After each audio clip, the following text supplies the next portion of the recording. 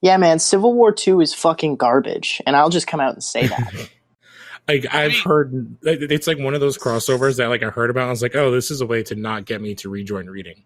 But yeah, here's cool the thing. in concept. Here's the thing about Civil War 2, though. Like, the event is not good, but the tie-ins I thought were like pretty great.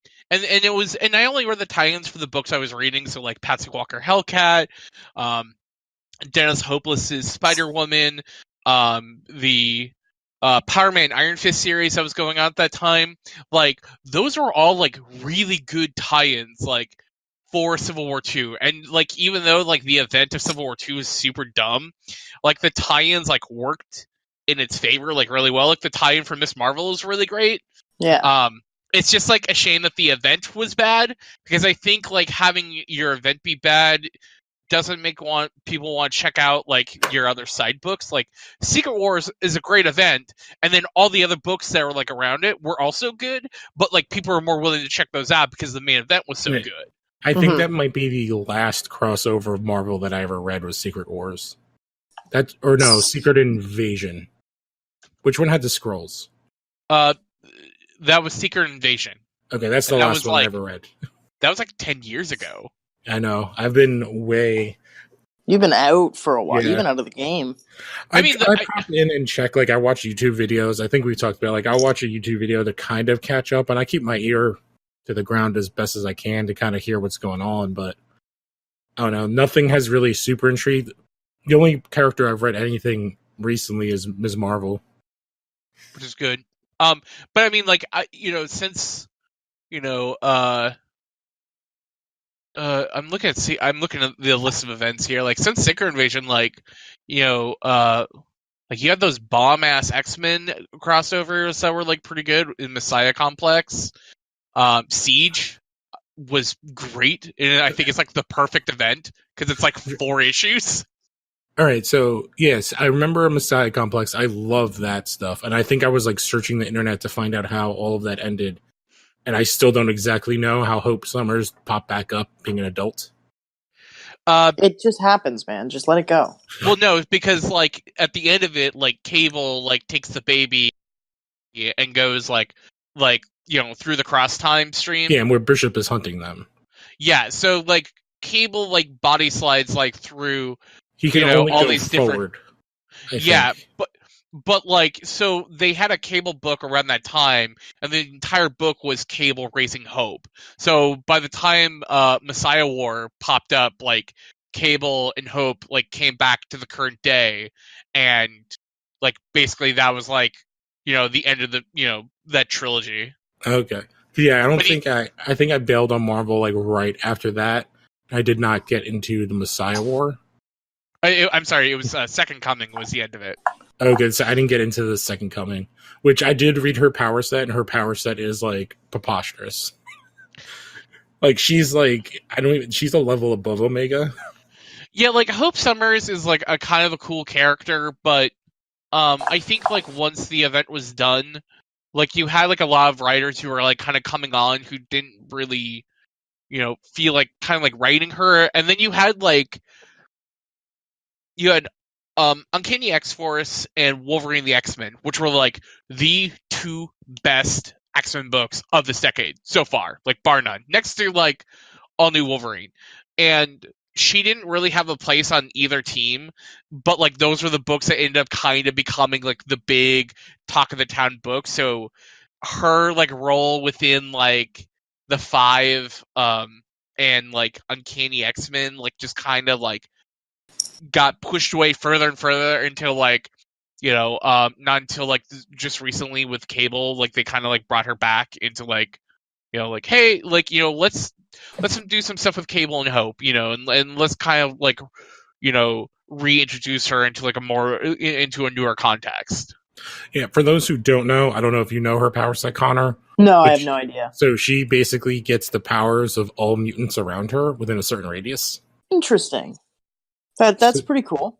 Yeah. It's pretty broken. Yeah, in a giant event, it's awesome because she's the ultimate, like, Deus Ex Machina, like, come in and she's just, like, everyone's powers. Yeah. But then, like, when it's just like normal running around X-Men stuff, it's like, all right, we kind of have like a god around. Like, what do we do? Yeah. You can't keep her around. It's kind of the Hulk problem in many ways. It's why Hulk is like very hard for people to write. Man, that reminds me. I need to read that Al Ewing like Hulk book that's currently coming out. The Amazing Hulk, is that what it's called? Is this Banner Hulk? It's Banner Hulk, but it's like it's written by Al Ewing, and he writes it as if it's like a horror book. Like that was his pitch for it. I haven't heard of that. That sounds awesome.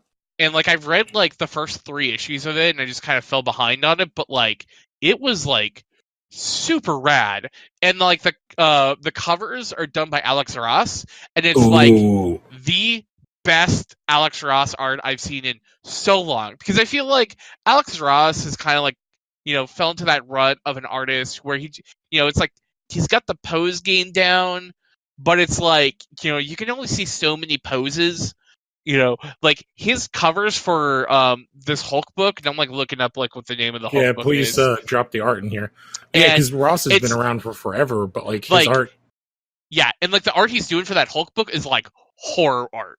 Like they're interested to know stuff with skeletons and people coming out of graves, and I'm like, I didn't know Alex Ross had this in him. I was gonna say, like, if you've ever seen like how he draws, like, I wonder how he even did that. Because he like hires people to pose like in costume and basically draws like still life, and that's how he does his art. The Immortal Hulk. All right, I'm gonna try to look it up. Here, I'm gonna put some of the images in the Discord. But yeah, it's like body horror. It's like it's like skeletons and things pulling themselves out of graves. Well, it makes sense, like, for the character, like, you could really do a horror version of that. And since he's basically like an immortal character, you can kind of do whatever you want to the Hulk. Ooh, that last one looks awesome. That's like very Night of the Living Dead. Oh, like this one. The crawling one. Yeah, this one I really like. The background is amazing. Of like this like radioactive man like choking this guy. That's so cool. Oh, that's awesome. That's like very kind of old school, like 50s pulp look. Yeah, it looks like it's drawn on like cell or something. Well, his art style is crazy. Yeah. Yeah, but like this is like Alex Ross art I've never seen him do. And it's like, and I'm like kind of really impressed by it. Yeah, these last two, super impressed. Holy shit. These last two totally remind me of like a Mars Attacks type vibe, like that era. Mm-hmm. And it is to just have that kind of style, but with his skill level. I didn't even notice the Hulk on the bottom, like in the reflection in the water. Yeah, he's last like one coming out. It is interesting.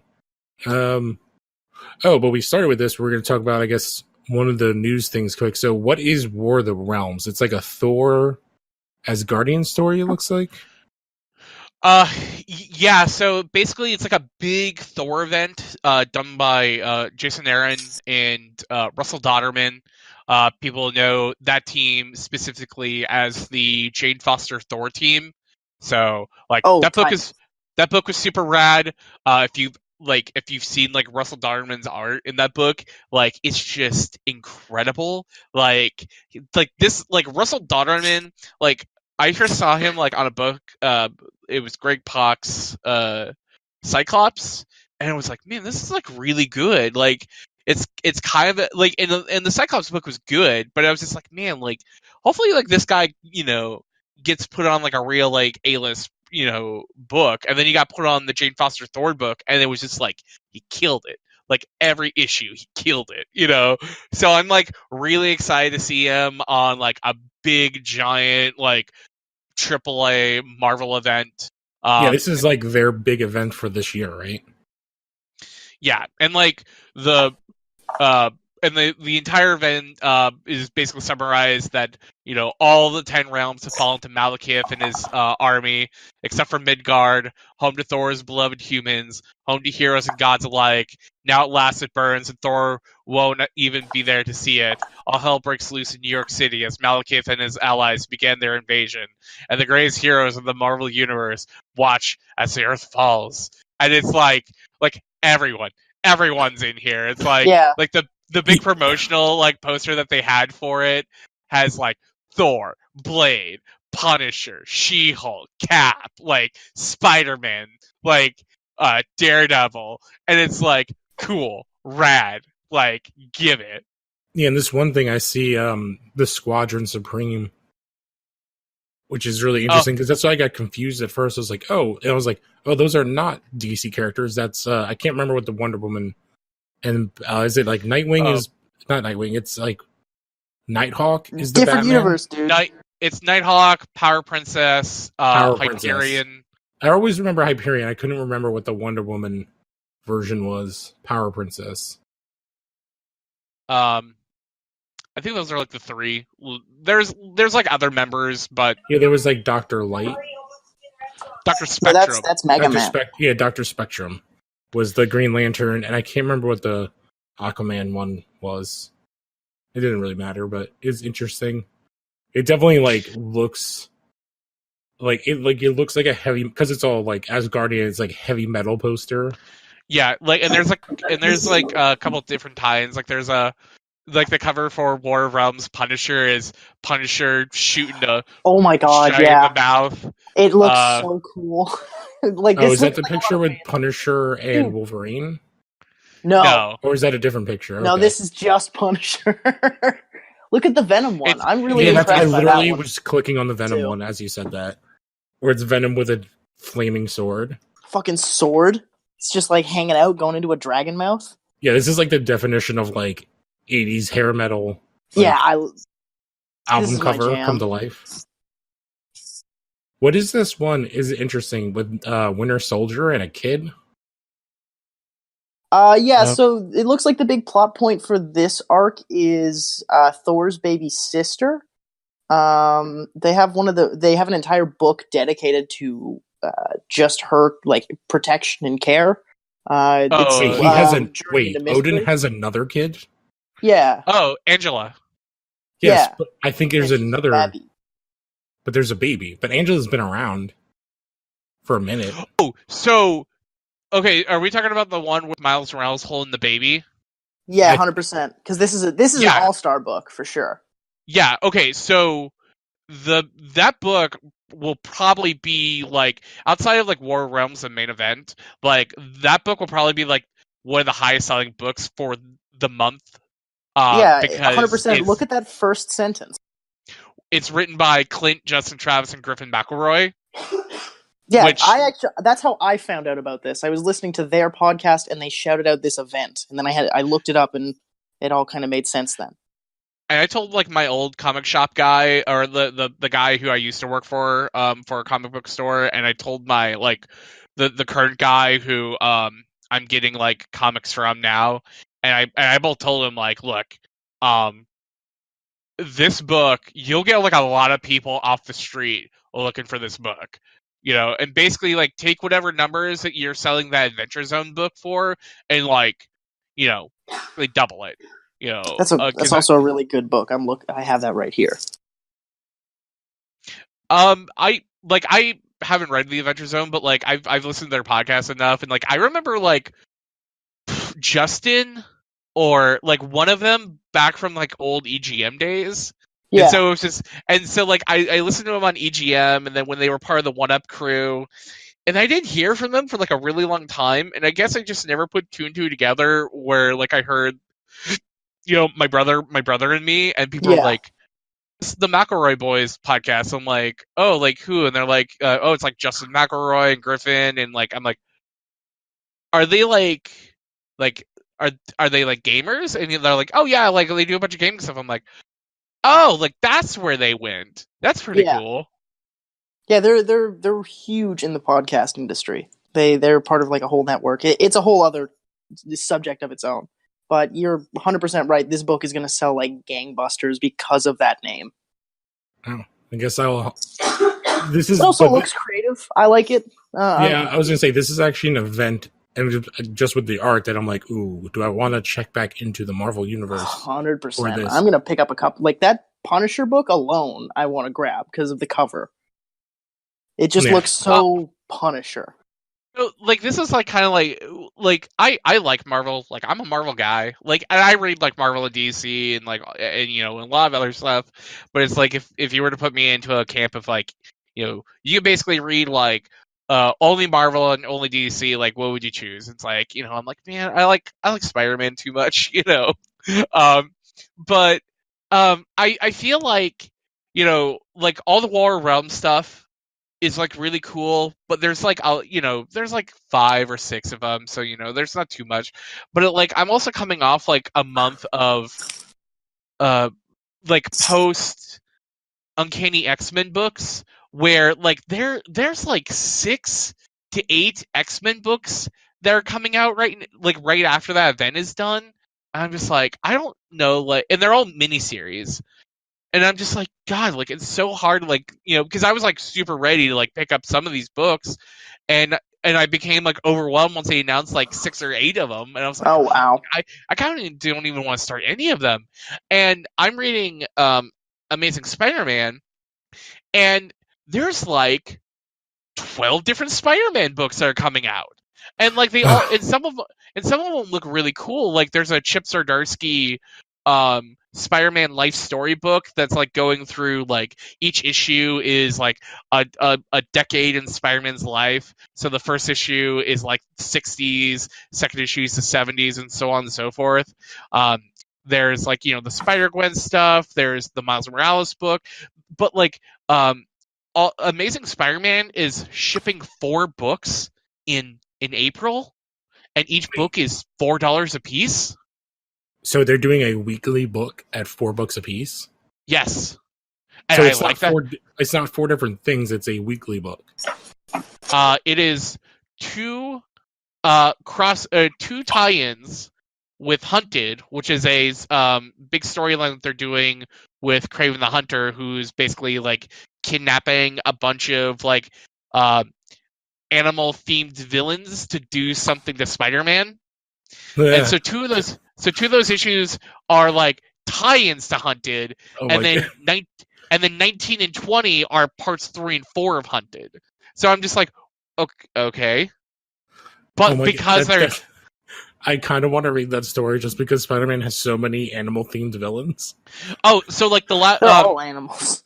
I haven't read it yet, but the issue of Amazing Spider-Man that came out last week, the last 2 issues is him dealing with the Scorpion, and I've heard basically like what happens at the end is that Scorpion gets kidnapped and thrown into a cell, and he wakes up and he has like this collar dampener or something, so he can't escape, and he like turns around and like the Vulture and the Walrus and I think White Rabbit and a couple other like animal themed I don't even know are, like, who the Walrus is. And White Rabbit's like way down on the list. Wow, I forgot about her. Like it's funny because White Rabbit's like one of those characters that just like Spider-Man writers love her and love writing her, but she just like shows up in the background of just like whatever. She's almost like a because both companies have one. Is it? What is one of them has Bug? I can't remember what his name is. That are like fourth wall breaking characters that'll just appear in the background. Not Ambush Bug. Like she's Ambush not. Bug, okay. Like White Rabbit's not like Ambush Bug. Like if there's like a DC equivalent to White Rabbit, I don't know because like Marvel or like I guess it would be like a lesser known like a Flash villain. Like one of those kind of characters, because like I feel like a lot of DC villains, like you don't have like a, you know, it's like you have Spider-Man and the Flash, and like their rogues kind of like are like 2 sides of the same coin. But yeah, you know, Batman's the only person that has similar, but they don't really use any of those in the last like decade. A random writer will randomly pull out like Snyder had used Kite Man, I think recently. Yeah. What? Oh, yeah, it was actually like an awesome story. Okay, sure. But it's like I feel like a lot of Batman villains, for the most part, are like psychopaths or killers, or you have things like Superman. Well, they're like it's because world enders. Of anything post Dark Knight Returns, that's what happened to all of his bad guys. No other character in probably comics has had like the kind of turnaround on like the way people envisioned the character. Like before Dark Knight Returns, like Batman was goofy. He was Adam West Batman. And after that was the Silver Age. He got weird for a while. Well, yeah, he sort of started off dark, and then he got really campy. That's where he got Polka Dot Man, and I mean, you had like the Denny O'Neil Batman. It wasn't quite Dark Knight Returns, but it was still like like he did like Death of the Family. He did was it the Son of a Demon?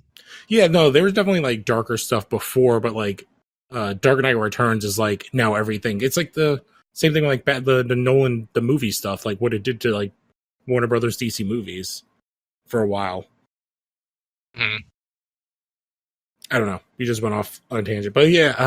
Oh wow, we went off on a tangent. Really? I know. Thought it's like the point of the podcast. I was just like before that. I was like thinking. I was like, I can't remember. Is it one of the video games that like for PlayStation ended because you like literally as Spider-Man fought all the animal guys, and it's Rhino being like going through. It's like I'm a Rhino, you're a Scorpion, you're a Vulture. What's a Mysterio?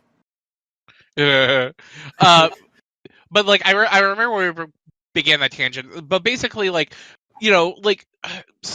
like how there's so many different Spider-Man books, and there's some of them I would like to check out. Like Tom Taylor is doing Friendly Neighborhood Spider-Man, and that's like the book that kind of replaces Spectacular that was written by Chip Zdarsky. And is that like the slightly younger one? No, that's the one that talks all neighbors. Friendly Neighborhood Spider-Man is basically just another Spider-Man book. Where usually like I know Spidey, he's the guy that they give like a book for kids for. Yeah, like this isn't it. It's basically like in continuity, just different stories being told with Spider-Man. Like the current arc with Friendly Neighborhood Spider-Man right now is that Aunt May finds out I believe she has cancer. And so, like, that book is, like, kind of her, like, telling Peter, or hasn't quite told Peter yet that she has cancer. Which, that book sounds pretty cool. Miles Morales Spider-Man looks really cool. I would probably love to read Superior Spider-Man, because I love Auto Spider-Man. Spider-Gwen looks really cool. Like, that Chip Zdarsky Spider-Man book. But it's like, there's just so much at such a given time that it's like I can't read all of this. Like, and I don't.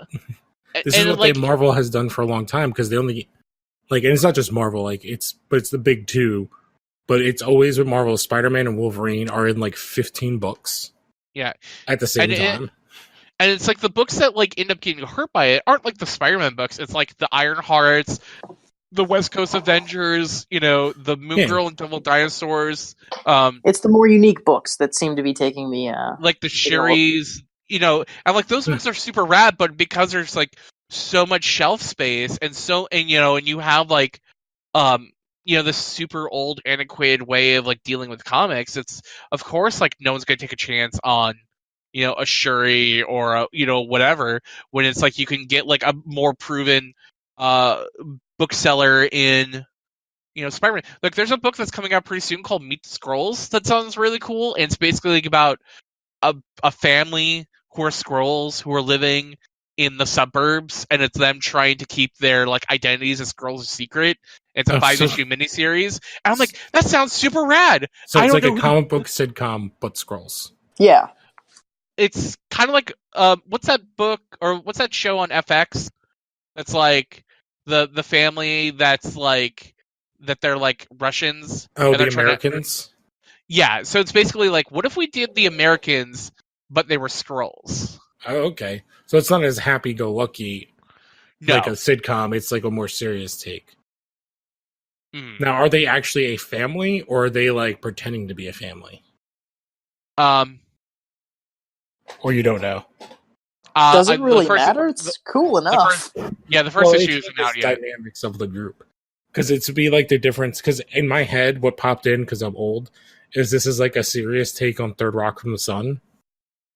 Yeah, it's not quite that. Yeah, but like in that, they weren't like mother, father, like kid and kids. They were just like 4 people. It's actually like kind of exactly the same thing. Okay, so here are all the so I just got to the X-Men section. Here are all the post Age of X-Men stuff. Age of X-Men Next Gen, Age of X-Men The Amazing Nightcrawler, Age of X-Men Apocalypse and the Extracts, Age of X-Men Extremist, Age of X-Men The Marvelous X-Men, Age of X-Men Prisoner X, and Uncanny X-Men, which is a double shipped book. Oh my god! And then there's also like Wolverine and Infinity Watch, Hot Shots, Mr. and Mrs. X. This is because they got all the rights back for the movies, so they're going to be pushing them X-Men. Yeah, which is cool because I love X-Men, and like Mr. and Mrs. X is a super great book, and Hot Shots by Gail Simone is basically a spinoff of that. She's an amazing writer. Of that Domino book, which was super great. But it's just like, some of these like look cool. Like I like Leah Williams, but it's like I don't know what this extremist book means, or like. Like I just want like a book of them just in high school, but it's called Next Gen, and it's a tie-in to Age of X-Man, and I'm like, can it just be like them in school? Is Agent X-Men related to that which we talked about last week, and then it got revealed this week? No, whatever that Rob Liefeld book is, like it's something completely different. Age of X-Men is basically X-Man. Okay. Nate Gray becomes basically like a Jesus figure and does some stuff. But like I hate Nate Gray, so I'm just like they're just like certain characters. I'm just like, yeah, no thanks. Like I'm good. Connor and those that don't know, yes, so Nate Gray is a younger version of Cable. No. What? I thought that's what he is. I thought he's Nathaniel. I thought that's what X-Man was. I believe that Nate Gray and Cable are 2 completely different characters. Oh, then that's been retconned hardcore. X-Man is the alternate version of Cable hailing from the Age of Apocalypse. So he's Cable from the Age of Apocalypse, as opposed to Nathaniel Summers, who becomes Cable when his quote-unquote parents sent him to the future to live in the Age of Apocalypse. Cable has nothing to do with the Age of Apocalypse. I thought he's raised in that future. Cable is the son of Cyclops and Madeline Pryor, who is a clone of Jean Grey. He was a test tube baby created by Mr. Sinister. Mr. Sinister. Comics are fucking insane. And Cable was sent to the future because of his techno-organic virus. Yes. And I thought his future was the Age of Apocalypse. His future is not the Age of Apocalypse. Okay, Bishop is from the Age of Apocalypse? Basically, it's like a future where Apocalypse has, like, done some shit, but it's not specifically the Age of Apocalypse. Age of Apocalypse... He's from the future where the Sentinels took over everything. Yes. That's where him and Bishop you're right. From. Okay, yeah, so he's from the like, if you watch the movies, he's from the Days of Future Past movie Future. Okay. Yes. I get that. And then Nate Gray is actually... So they're the same person, but from different timelines. Different universes. Well, Age of Apocalypse is a different timeline, or is it a different universe now? Or is there a difference? You know what? I think we're talking apples and oranges at this point. Yeah, it's like tangent was I just think of the Dragon Ball Z Abridged with like Trunks like, I guess it's like, yeah, if I do this, then everything would change. Oh, what about Tangent Universe? Or it's like, fucks. What did they say? He's like, crab baskets. Crab baskets. That was the word I was looking for that they carry on through all the episodes. Crab baskets. Oh man. Okay. Well, that looks really interesting. I actually kind of am interested in like those books, and maybe I'll pick up some Marvel books. I mean, like, and I say this now as someone who, I'm like, man, there's just like too much. But like, come April, like, who knows, like, what's been canceled and what's been going on. Like, I'll probably like totally be into some of these books, but and like also like, and it's my hope that like when they look at their like Marvel readers app, and they look at the books that like people are, it's like, hey, like I don't want to feel bad for not reading this book now that I could read 6 months later and enjoy that. But you did do a good job of doing a segue to other canceled books, which was the other thing you posted. Whoop whoop! Let's talk about those canceled ones. So I've been keeping up on one of these three books. I have like so it's Titans, which is the older team. That's what I've been keeping up on.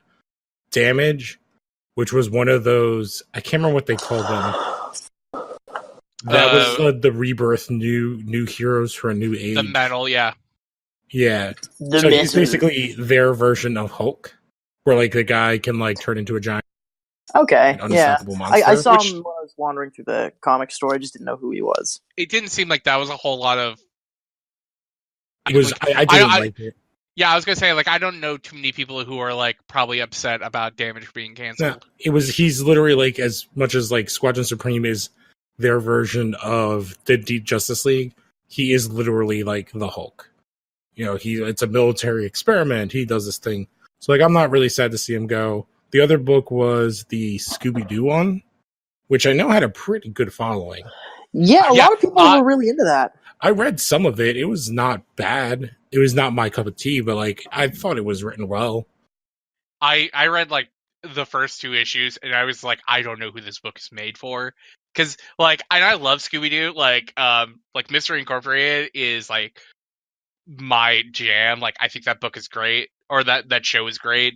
But it was just like, they made like Velma like super weird, and like, yeah, she was like a tech person.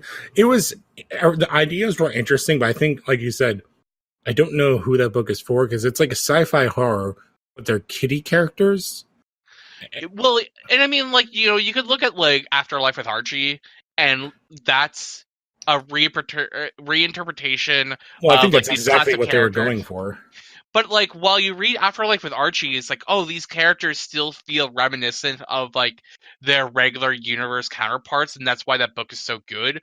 Like, Scooby, Fred, Velma, and Daphne are like so completely divorced from like their normal like cartoon universe self, that I was like, I don't like this as like a fan. I don't like this as a horror buff. I don't like this as like an adventure junkie. Like, I don't know who this book is made for. But like, they made 35 issues of that book. Yeah. And I think it goes Someone was into it. It got a lot of hype online, so at least they were trying stuff. The only thing I would say about Titans, of the 2 Titans books, I thought this was the better one. We did talk about it last week, but this is also the book that featured Ms. Martian, so that's going away, as well as Kyle Rayner.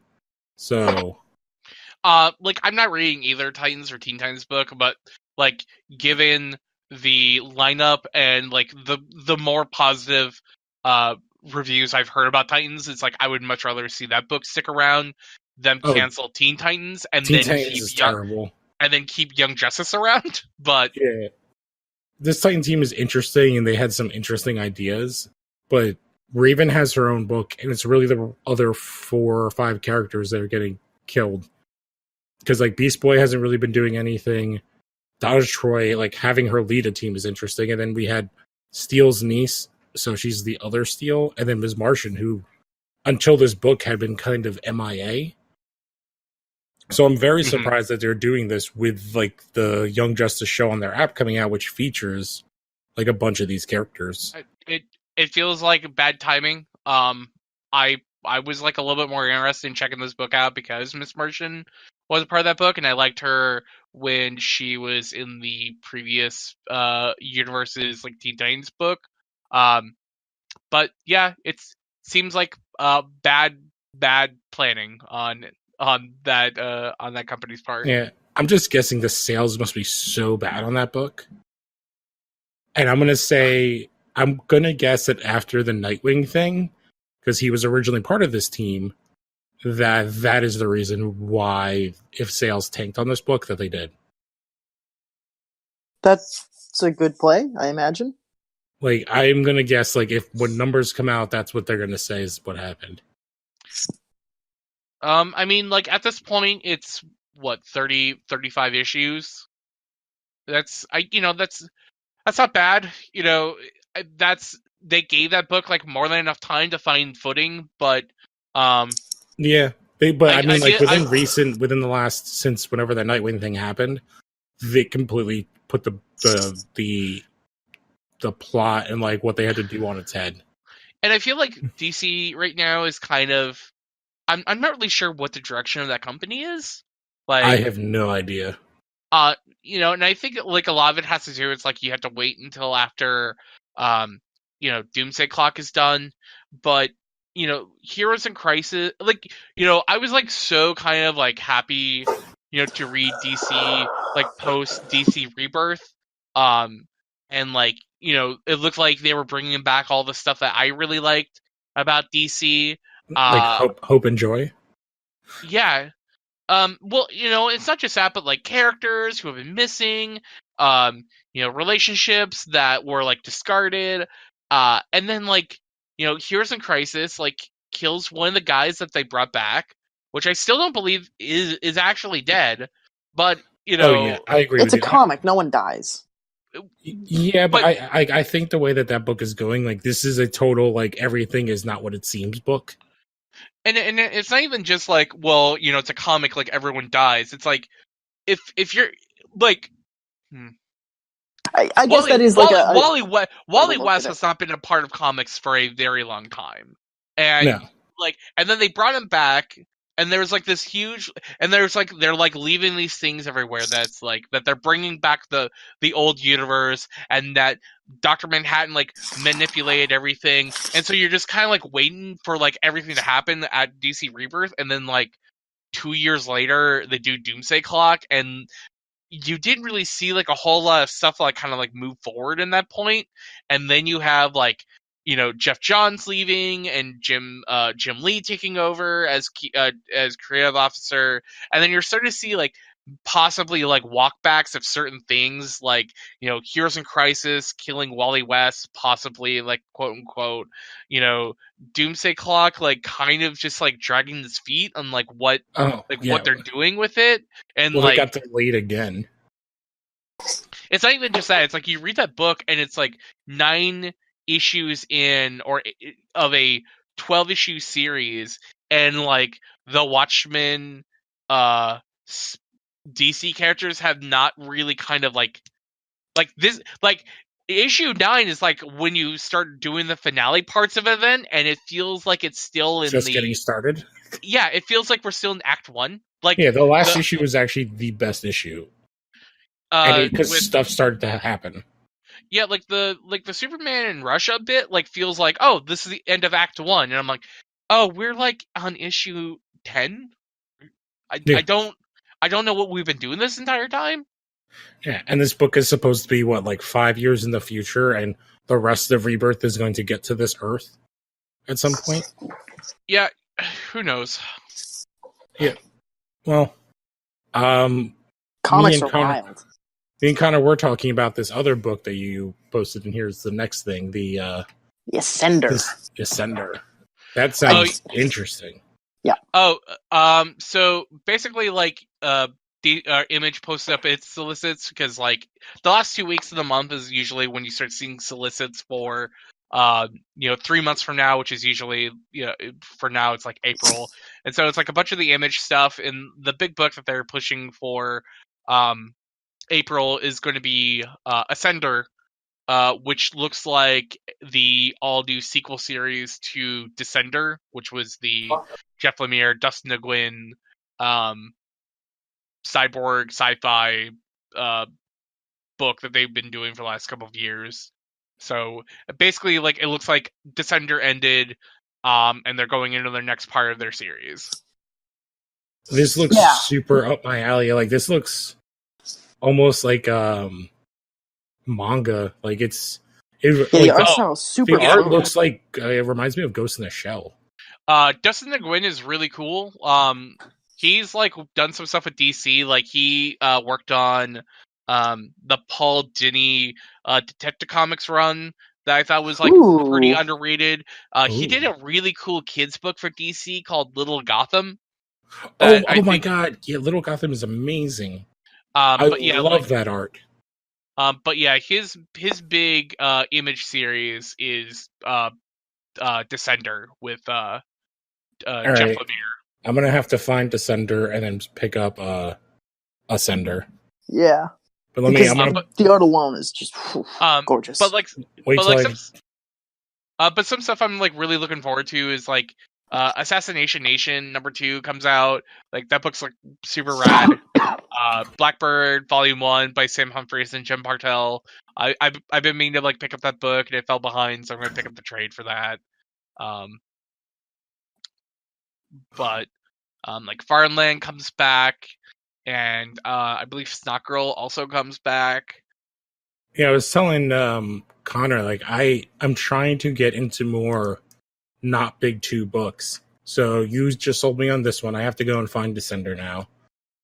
Because I like Lemire and Wynn's art is amazing. And well, no, didn't you do Hellboy over the summer? Yes, I was reading Hellboy, but I was reading like old stuff. I haven't finished it either. But yes, like there's like a bunch. Like I'm trying to push. I've been reading Alien. I think Alan and you, Connor, told me about that one. Yeah, Alien is real good. I'm having a blast. I really like it. But yeah, I'm trying to like spread my wings a bit. I think I need to start reading some manga, so I'll have to ask at some other point, John, for some. Yeah, I'll give you stuff that I know I like, and then you can tell me what I should read. Or even just like because I like the best way I always like try and like get people into like comics or games or whatever is just like I'm like what TV shows do you like and what genres do you like or what movies exactly. do you like? And I'm like, cool, I can find some stuff for you. Yeah, like I have very specific tastes. Like I know you said like you read like a lot of slice of life. That's not the genre I like. I've only watched one slice of life anime in my life, and that was GTO. Dude, GTO is really good. It's so good. It's like the only thing I was like, oh, and it's so long. Have you ever heard of a show called GTO? No, I've never heard of that. Great Teacher Onizuka. Okay, so Great Teacher Onizuka is a show about this guy who used to be part of a biker gang, total delinquent, like in his like early 30s, suddenly decides that he wants to become a teacher. Because he wants to help. Because it's like he like wants to help out people. So he ends up actually getting a job. Like he ends up going through the credentials, actually becoming certified as a teacher. Ends up getting a job at this like academy, and gets put in charge of basically like the delinquent class, and it's full of like people who are like super shitty and bad and awful, and the principal of the school like has like actually like has a lot of faith for him. Well, no. So the principal has it out. The principal has it out for him, but like the headmistress of the school like has like a lot of like kind of faith in Onizuka. I can't remember if she like knew who he was beforehand, but like you follow him, and like 2 of the students are like the other 2 main characters, the boy and the girl. And like Onizuka like originally like wants to like become a teacher because of like he like he wants to help students, but he also wants to like hit on chicks, but like he's also just like he's also trying to redeem himself for like his shitty behavior as a kid. Yeah, and it's really nice because it's like because he's a former delinquent, he ends up helping these now delinquent kids, and it's great. It's like 30 volumes long. It's not in print anywhere now because it was owned by Tokyo Pop, and Tokyo Pop is garbage and doesn't want to like. Who knows what they did with that license? But GTO is like super great. Yeah, like one of my favorite things is like because like the girl's a piece of shit. Like everyone's a piece of shit, and they're like, "Oh, you're an asshole," and they get into trouble, and then he shows up, and all like the kind of gang members like shit their pants when they see him. Oh, nice. He's like legendary. Yeah. Okay, that's a good sell. I really like the sounds of Yeah, that. and they turned it into an anime, and I think they turned it into a live action thing at some point. Yeah, they did a movie. It's not great. Yeah, well, the live Big action shame. anime live action stuff is usually very hit or miss. But the show is pretty good. Can I find it on Crunchyroll? That's a big Probably. GTO. Because I have I like Jojo and all that stuff, so I Jojo's something I have to get into because you guys keep talking about it. Yeah, Jojo's buck fucking wild, dude. JoJo's real good. The really cool thing about GTO, the really cool thing about GTO is, do they have the dub? They have the dub and the sub. I'll be doing the sub. I watched the sub like forever ago. Yeah. The dub is cool because Onizuka is voiced by Steve Bloom, who's also the voice. Okay, who's also the voice of. He's the voice of Spike Spiegel from like Cowboy Bebop, and he also did Wolverine and Wolverine the X-Men. Yeah, he's got a really unique voice. If you hear him, you know him. Yeah, he's very good. I just added that to my list, so when I am bored and not watching JoJo, I will watch that. Actually, you know what? One more slice of life thing. I talked about, I think it was last week or the week before, Gokufushudo. Very fun Japanese Yakuza man turns into a house husband. That's really good, and that's like a manga you can just like pick up. It's a comedy too, so you don't have to worry about like taking anything too serious. And Skullface bookseller Honda-san. That's a lot of fun. Yeah, no, I thought I'd get a reaction from you because that book is hilarious. So Skullface, I watched the anime first. Oof. Yeah, so basically the show is about this guy who works in a bookstore, who looks like a skeleton, and the one clip that people were like sharing around online was Honda-san working a table, and this beautiful foreign man walks up, and Honda-san's like, he's a foreigner. Moment. He's like, hot dad. Yeah, hot dad. And the guy walks up. He's like, hello, like, do you have any yaoi? And he's like, oh. and it's like, it's kind of like one of those things where like, it's not specifically like that part, but having parents come in to a store looking for manga for their kid, like when I used to work in a store, and it's like kind of relatable. Oh yeah, I felt so much relation to this show from when I worked at like a video game store, because a lot of these experiences are transferable. Like a grandma will come in and be like, "Do you have this?" And it's like a word, like the word Slade. And you're like, "What?" You're giving me flashbacks to my years of service at GameStop.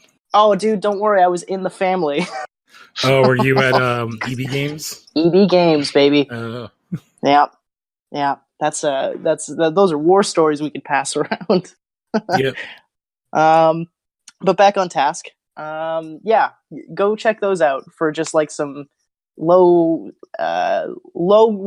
stakes, high comedy style manga. I would definitely suggest those. And so I don't forget, I will say, I just thought of this. We should write down all the things that we talk about so I can put it into the show notes for each episode. Shit. Yeah. Because there are many times when I'm like on my way to the comic store and I'm like, wait, what are the things that Sean and Connor and Alan talked about? And I can't remember them. So I'm going to ask you guys to do that and I'll include them in the show notes for everybody. Do we want to go? There's only one major news story I really want to talk about. That we haven't touched on already. Did you want to talk about the Ms. Marvel thing, John? Basically, there's a new Marvel team-up book that got announced with Eve Ewing doing the writing credits for it. She's currently writing Ironheart, which I've heard is like pretty good. I picked up issues 1 and 2 actually last week, and I haven't read them yet. Okay. But basically, it's going to be Ms. Marvel teamed up with like a bunch of different heroes. Which is going to be cool, because like Marvel Team Up usually is always like a lot of really good fun. one-issue stories. And the other like story I kind of want to talk about is Jason Aaron announced on his blog that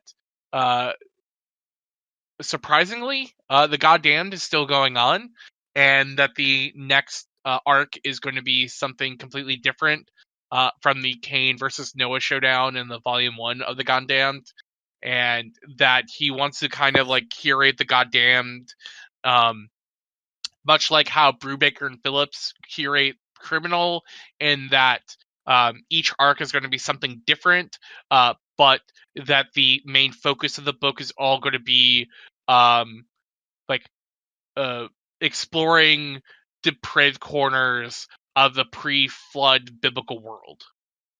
Oh, Yeah, that's a And good sell. okay. You just sold me hard on that book. And the second volume of the book is going to be called The Virgin Brides. And then he also gave an update for Southern Bastards, in that Jason Latour is currently writing the next issue, and he's also going to be drawing it, and it will serve as the direct lead-in for the next big arc called Rebs. And he says that the shit will really hit the fan for everyone involved. And if you have not read Southern Bastards, it's super great. The last arc ended on a pretty good note, and is going to basically have a bunch of mayhem, hopefully, for the next arc. Southern Bastards also, I guess, is being set up for a show at FX. Scalped did not get picked up, even though he liked the pilot they did, and I guess he's also working on a new sci-fi project. Interesting. So I'll do one quick story before the big one that I wanted to talk about. So talked about last week, the Major, and so the character got named to the Liefeld thing, Major X. We have a couple of images. Major X. I would say he looks like Deadpool with like that Cyclops mask, except it's on a helmet. Yeah. I have like zero interest in this book. And I was going to say, like, and going back to last week, like I have like, the utmost respect for Rob Liefeld as a creator, as like, someone who has had a hand in like all the, some really important parts within X-Men history. I just don't want to read it. Yep, I am totally there with you. So that is the most boring looking hero I've seen. So the big story I want to talk about, which I'm not sure how much you guys have heard about this, is so DC has had, and they're going to be doing this with another store. They've had this deal with Walmart where they're releasing like these kind of giant sizes exclusive to Walmart. Yeah. So this past week, I didn't even know this came out.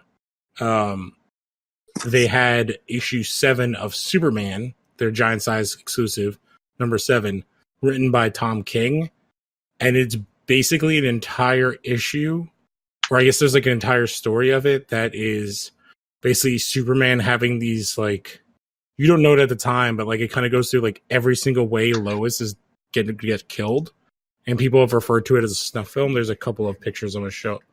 I don't shop at Walmart, or I try not to. It's not close to me. Not that I wouldn't, but so like I don't read this book, but it's literally like when people say snuff film, they like literally show different ways. Like she's getting shot in the head by Lex Luthor, she's getting laser beamed by Zod, she's getting crushed by rocks, she's getting lit on fire, ejected into space, eaten, hit by a truck, like everything you can think of. And people are just like, 1, DC, why are you doing this? 2, why is this in a book that's mainly been kind of advertised as like a for kids book, which is why it's in Walmart? And 3, where the hell is the editorial staff to be like, hey, maybe we shouldn't focus an entire giant size on the multiple ways you can murder a woman?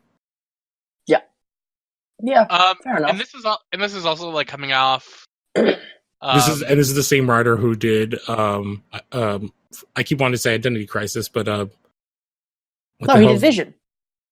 Like I just read that. This is Tom King. Vision. He did Mr. Miracle, but what's the one that he's getting crap for? I keep blanking on the name right now. Heroes in Crisis. Heroes in Crisis. Oh my god. Heroes in Crisis. And this is like also like after like just like recently where they had to change the cover of Heroes in Crisis because of like Poison Ivy being dead in this really evocative like pose. Yeah, we talked about it a couple weeks ago. Yeah, and yeah, like I haven't seen like really any of the pages other than just seeing them now, but like, you know, I totally like agree that like I thought that these were books that were supposed to be marketed towards kids, and it seems, you know, and even if it was like, you know, I could see like a really kind of fun kid story about Superman, you know, you know, worried for, you know, Lois Lane, and, you know, and cartoonily kind of like thinking of all the bad stuff that could happen to her, but like at the end of the day she's Lois fucking Lane, like she's a badass, like, you know, and like she can handle herself. And So, but I'm looking at these pages and it's just like it's like, oh, like this is kind of gross. Yeah, so apparently, so it's a 100-page comic, and within it there are several stories. So there is a 12-page story, which is like kind of like half of a regular comic. That is the Tom King story. And so you're like, here's one of the tweets. Oh, I've been buying Walmart Superman books and sharing them with my 10-year-old son each month. It's been fun until now. I won't share this one because a 12-page Lois Lane snuff film isn't something I want him to experience. And it's just like, it's so like how they wouldn't like, okay, I'm fine with them, like, as much as I could say I'm fine with them doing a kind of story like this for Superman, to put it in this book is like the worst way to do it. That's my biggest takeaway from this is like, I personally have no problem with Lois Lane being shown in this way, not just the fact that she's Lois Lane, but because anybody can be put in this light, and as long as the story is still good, I don't care. The story's still good. It holds up. Because that's not the point. She's not actually dying there. This is like a worst case Ontario sort of situation. But yes, this is like a total dream sequence, nightmare sequence thing. Totally. But who at fucking DC skipped that day where they were like, what are we going to put in this book? I know, this ultra-violent story for kids. Yeah, like literally. Holy crap, that was dumb of them. That first one is brutal where Holy Lex has shit, her. Right? Like she's like dead-eyed. Like the largest part of the image staring in your soul with a bullet in her head. That is nasty. That's something you handle in a grown-up book. And I know, like, people like, there's a lot of criticisms of Tom King, and he's written some books I love. Like, I love that Mr. Miracle. We've talked about it. Yeah. I need to go read that Vision book. I know, Connor, you just read it. So good. Oh my god. And I don't know if he has like he's desensitized to some of this violence because of like his background, which I think we got into a little bit because he's ex-CIA? CIA? I want to say. Yeah. I'm going to say that. And it's so weird. Like, it's just like, again, I think this falls at the feet of the editorial staff to mean like, knock, knock, knock. Hey, Tom, yeah, this book is sold at Walmart and a lot of kids read this book. So maybe not like light Lois on fire and shoot her in the head. And why don't we do like a light fluff piece? Thank you. So I almost kind of like also wonder like if this was a book that he specifically wrote for this book, or if it's a 12-page story, unless he really edited something else down. But so here's my other thing: it's like, what if this was like a script he did like, you know, a year or two ago, and then they just so happen to like, oh, like we have this Tom King script that we never did anything with. Like, why don't we like, you know, because I mean that's happened. That's wholly possible. Which again, I think goes through the editorial staff. Like, I'm not as upset about King. I'm more upset about the editorial staff either. That let this just pass. Yeah, either A, if he wrote it for this, being like, Tom, what the fuck? Or B, finding the story that he wrote a while ago and putting it in here. Like, this is less on the writer, to me, and more on the editorial staff. Mm-hmm. It's just bonkers of a thing to do in, like, this time with all the controversies, especially surrounding this specific writer, about him killing specific characters. We just talked about it like a couple minutes ago. Mm-hmm. Like, it just seems so out of touch by everyone involved. Yeah. And again, it goes to what the hell is going on at DC? Like, who's driving? because this is definitely like if I'm not a parent. None of us. How can that be? Yeah. Yeah. Like, I'm not a parent. None of us are parents. But, like, Walmart's not like a comic book store where, like, a comic book guy's going to be like, no, this isn't a book for you. This is just, like, it's on some rack in, like, a magazine section. Yeah, there's Anybody no can get professional. it. And, like, you know, parents are going to look and be like, oh, it's Superman, so it's probably good. Like, Superman doesn't kill people. So, like, it just seems so off. I honestly don't even know what else to say about it, except that, like, this is craziness. Yeah, no, this is just fucking weird. Yeah, Right. Yeah, it's weird. So, did you guys want to talk about any other books? If not, I have a couple more stories or news things that we could talk about. If you're interested. I could talk real fast about, like, because I didn't read really a whole lot this week. Like, Same here. I reread both Kyle Stark books because earlier we talked about Assassination Nation, which is the new book from Kyle Starks and Erica Henderson. Erica Henderson being the main writer or artist for Unbeatable Squirrel Girl for about 35 issues. Way. But Kyle Starks, a lot of people probably know him as the guy who writes the Rick and Morty comics for Oni Press. But like his career-owned comics are like so good. And I don't own it. Like I realized I didn't own it like this week. He did Rock Candy Mountain last year for Image. But he did 2 original graphic novels called Sex Castle and Kill Them All. Sex Castle came out from Image, and Oni Press published Kill Them All. And both are really good. Sex Castle is basically about a former guy who used to work for the president who ends up going to jail because he's believed to have killed the president, and he gets out, and basically like all these like hitmen are like after him, and it's fucking ridiculous. It's really funny. It's like Sex Castle is like next to like Next Wave.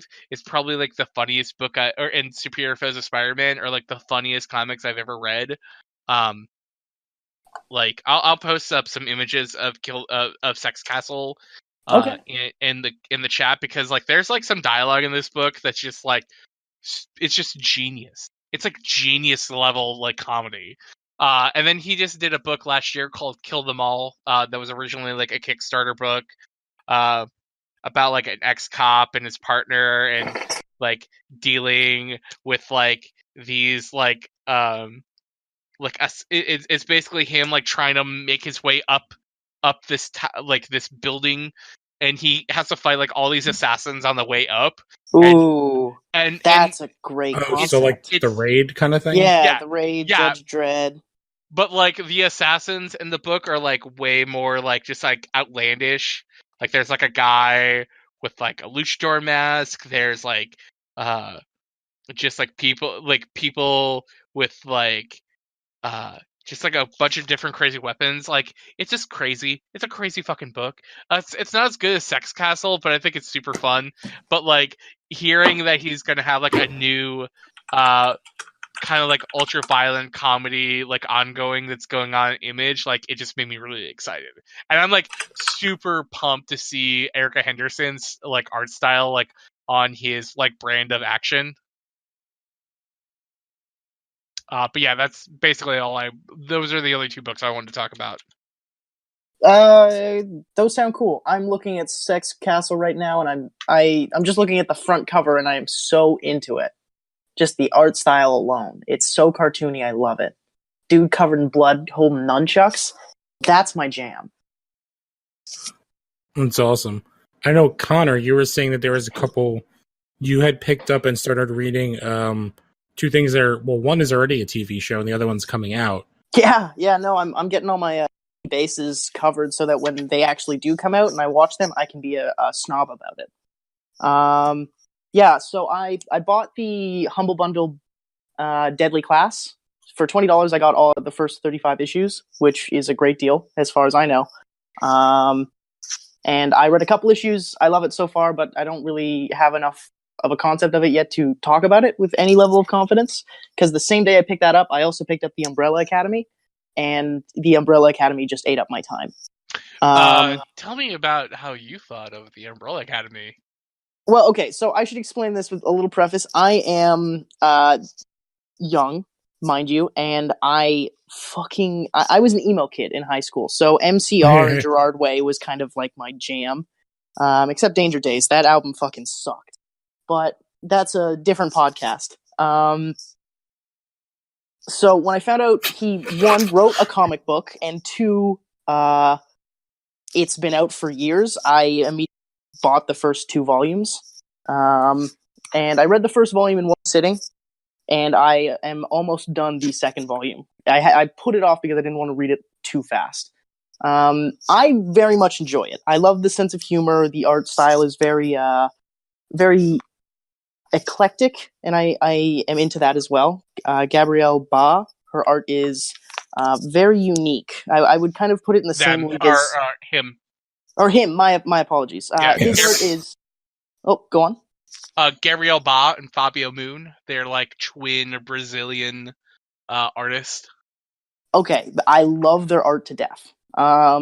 They are. It's so unique, and I put it in the same kind of field as Mike Mignola, because it's these very straight and very like hard lines that are very ugly, but when you kind of put it all in perspective, it's very beautiful and chaotic. I'm very well. There's sometimes where like ugly art, it works for a specific story and writing style.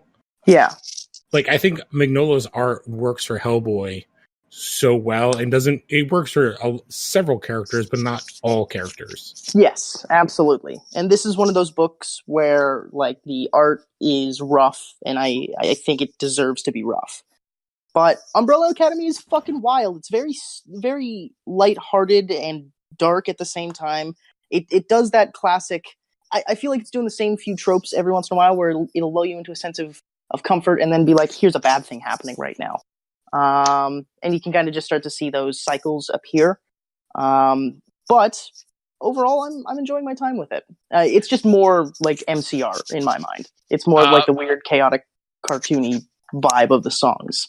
Yeah, when I tried like pitching that book to people in the store I used to work at, I basically was like, look, if you take like Hellboy, the X-Men, and the Fantastic Four, and you put them into like a giant melting pot, this is what you get.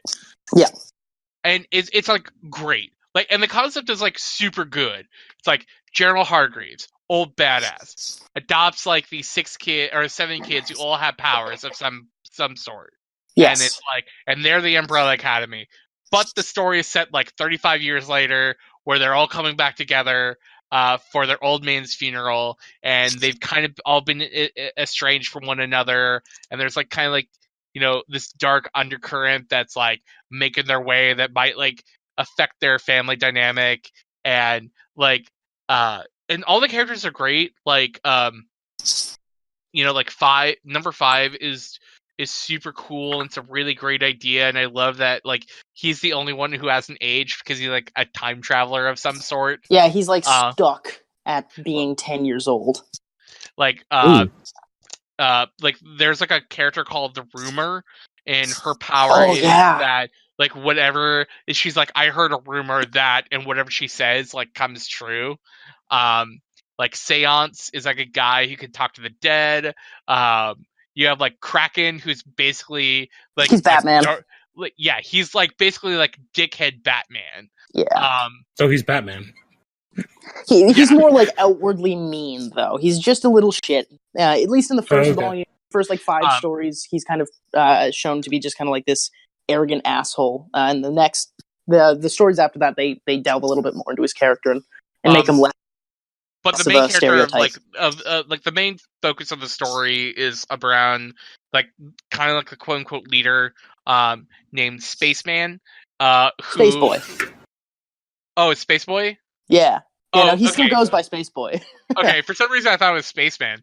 But basically like he like somehow like lost like from his neck down his body, and it's been replaced with like a giant gorilla body.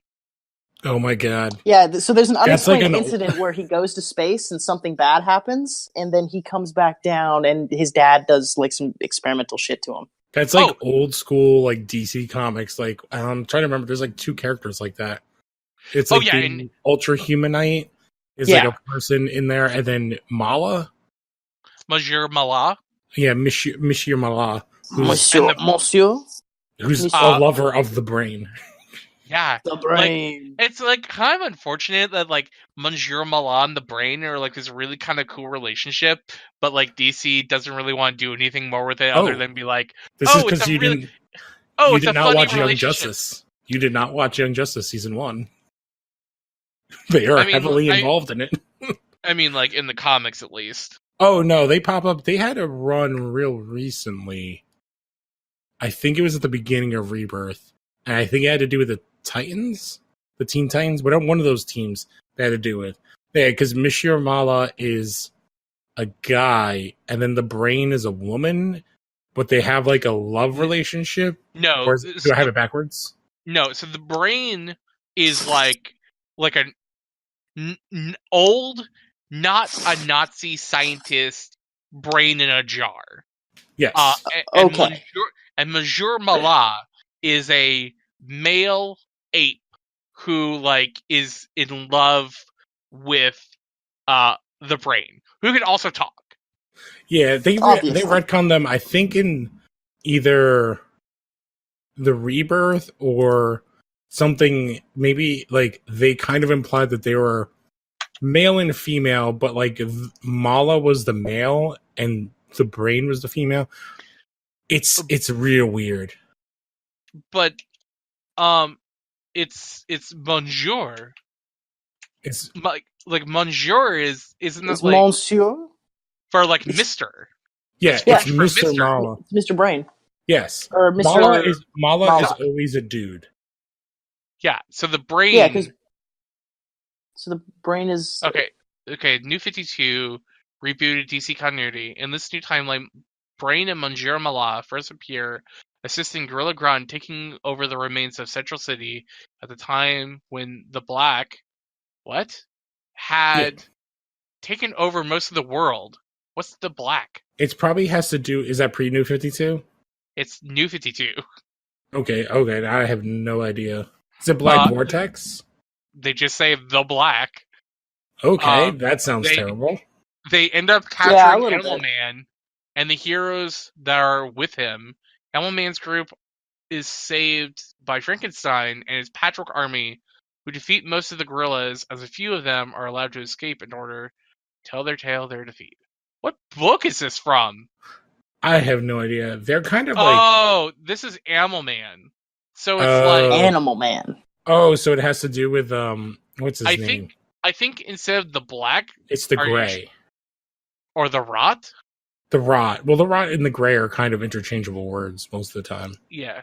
Okay. I share some picture of the brain and Monsieur Mala. Monsieur Mala. Monsieur is female. Monsieur is male. Yeah, Monsieur Mala. They're definitely not American in the comics, like, ever. The last image was from, like, I think that Oh my god, that looks like a meme, just like a really bad meme. Oh, yes. This was from, like, Salvation Run, or wherever that book was, where they were, like, on that planet, and Gorilla Grodd killed them.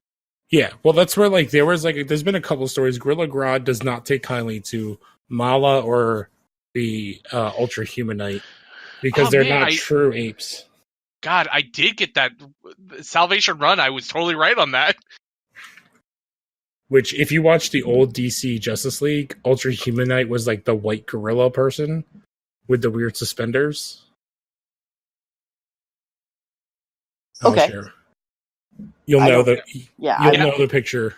That's Ultra Humanite. Yeah, wow, Ultra Humanite. That guy. So Ultra Humanite's not great. No, he's a doctor who put his brain into a gorilla. Doctor Who? Yes. He's a doctor. Yeah, when it comes to like ape-themed DC villains, like he's definitely like on the lower rung of the more interesting ones. Yeah, Grodd is number one, because Grodd is actually like really interesting. as well as all of Gorilla City. Yeah. Human Knight's Okay. like a F-list character. Like, I can't even remember the last time he was in a comic book. I've never seen them, so a while. Human Knight was for some reason, him and Grodd were very involved in Justice League, like the Dini Justice League universe. Human Knight was in a ton of episodes for some reason. I mean, like, like everyone, like, I think, like, has like their characters that that they connect with. Yeah, and it's and there's like certain characters that I think like other creators have that I'm just like I don't get, but like there are others like that will get promoted within a book, and I'm like, oh yeah, like this is totally like my thing. Oh, I actually remember. So Mala and Brain were in a Rebirth story. It was actually right before they split the Titans into two teams, and they had Brain created a virus. Oh my god, this is like one of those like crazy things. So it was actually the last story with Roy Harper. That's comic book as hell. So Brain created a virus that would infect people's brains when they put on 3D goggles, like a video game, and was using that power to kind of increase his intellect, or its intellect. I don't know what it was at the time. And Mala was like, "You're losing your humanity." And then that final thing, that picture, Mala actually ends up killing Brain because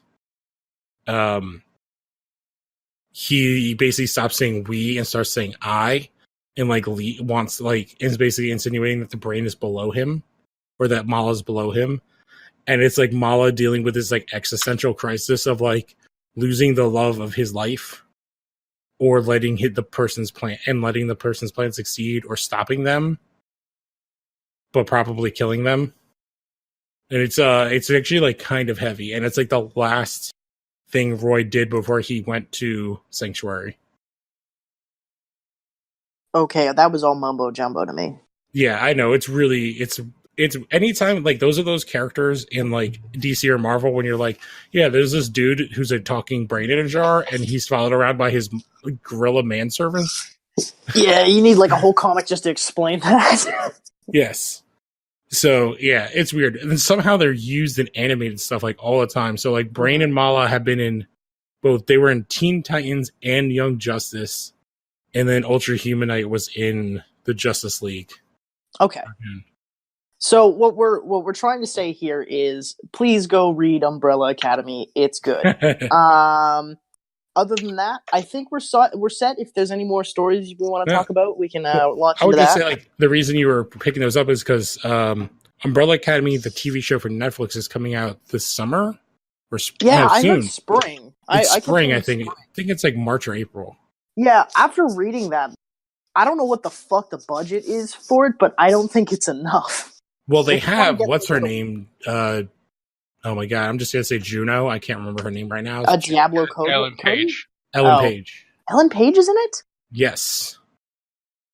Okay. And then Deadly Class is on Sci-Fi already. They're like quarter of the way through the season, or a third. Which Sci-Fi has like weirdly good. When they hit on shows, the shows that they hit on are amazing. It's whether or not they will run out of budget and cancel them. Because I've heard nothing but great things about Happy. I watch The Magicians, which is going on like season 6.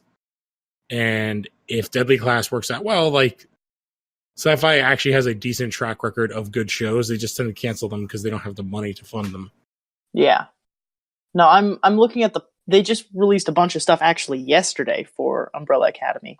And I don't know how I feel about some of the costumes, but you know, I would say they're probably hiding stuff. And Umbrella Academy is also part of Punisher came out this past weekend on Netflix. So next week is when we hear it's canceled. You'll hear it canceled. Yes. Yeah. And then Jessica Jones season 3 is coming out in the spring. And then that will be the end of the Marvel Netflix universe, which is why they signed deals for Umbrella Academy. I think we talked about they have a deal with Valiant. Dude. Valiant. Okay, like I'm looking at like the costumes for like the young Umbrella Academy, and it's pretty great. Okay, no, Like I'm looking at when like they're the in like their adults. like school uniforms. Yeah. I But haven't seen that yet. Oh yeah, you know what? That's pretty solid. Yeah, I don't know. but Maybe I've seen the advertisements a lot because of my like Netflix. What like when you watch them things that like, hey, you probably will like this. So like I constantly get stuff on my Netflix for Umbrella Academy. So I've seen that trailer a ton of times. I haven't even seen the trailer yet. It's pretty good because this. like, and I'm looking at the character stuff now, and like, I mean, like, I think Kraken looks kind of cool. That's the one I have the biggest problem with. Space Boy looks fine. Yeah, Space Boy looks about accurate.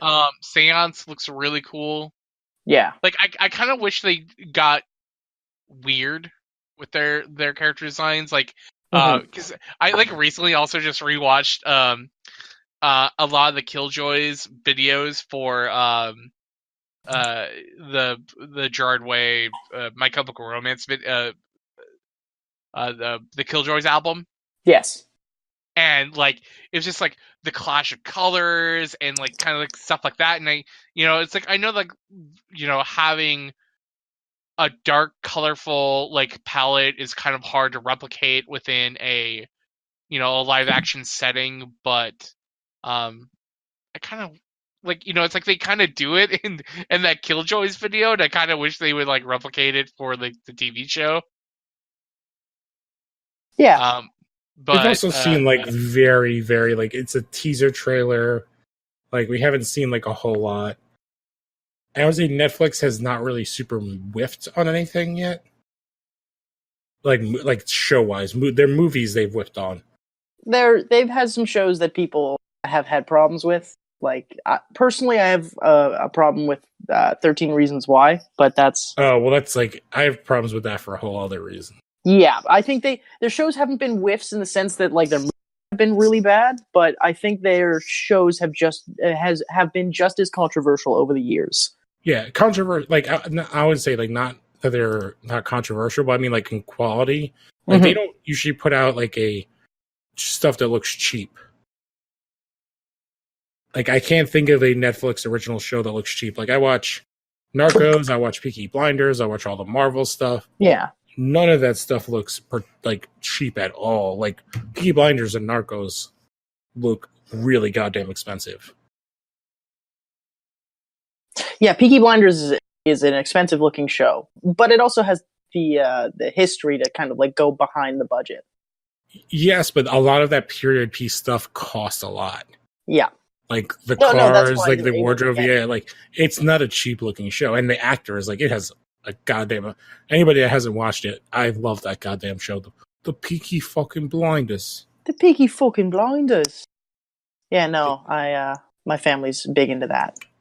Yeah, I love that show. And I still have to watch the newest season of Narcos, which if you can stomach the violence is amazing. And the fact that it's basically like 90% factually accurate. Yeah. No, I do want to see that. I haven't watched the newest season, which features the guy who played Reverse Flash. Yeah. On The Flash. As well as, oh my god, what's his name that was in the two Ant-Man movies? That's Hispanic. Michael Pena. Yeah. Michael Pena's in it. Was there anything else that you guys have read this week or wanted to talk about? No, like I mean, like if we're going into like what we're excited for next week, I'm picking up like the one book I know that I'm picking up next week is Naomi #1. Because I'm 100% with you there. Like I wasn't like super sure about Wonder Comics because I wasn't like really on board with Brian Michael Bendis writing basically another teen book because like I am like of the mind that I don't know. I feel like the older you get within comics, like the more kind of like old guy writing young kids like kind of becomes more apparent. Like look at Teen Titans right now. Oh, you beat me to it. But Young Justice #1 was like a really fun book, and I love Dave Walker. I thought his like book on or like his writing on Power Man and Iron Fist is like super underappreciated. I think that book in a couple of years is going to be like, people are going to revisit it as like a really good, gem of this of 2016 2017 era of comics. And I'm really kind of excited to see like what he does with Naomi #1 with Brian Michael Bendis. Yeah. So people don't know that is part of the like kind of new like teen, like I would say like teen level. I think we talked about it last week too. Young Justice was the first book. Yep. So you have Naomi, and then you have the Wonder Twins will be coming out pretty soon with Mark Russell. Dial H for Hero. Yeah, Dial H for Hero, which will be done by Sam Humphries.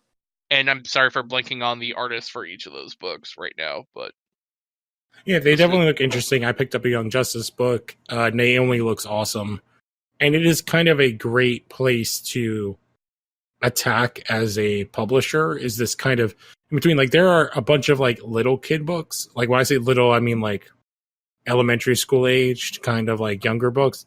But there's kind of this weird middle ground where there's not where nothing exists. So there's like little kid books and there's like straight adult books.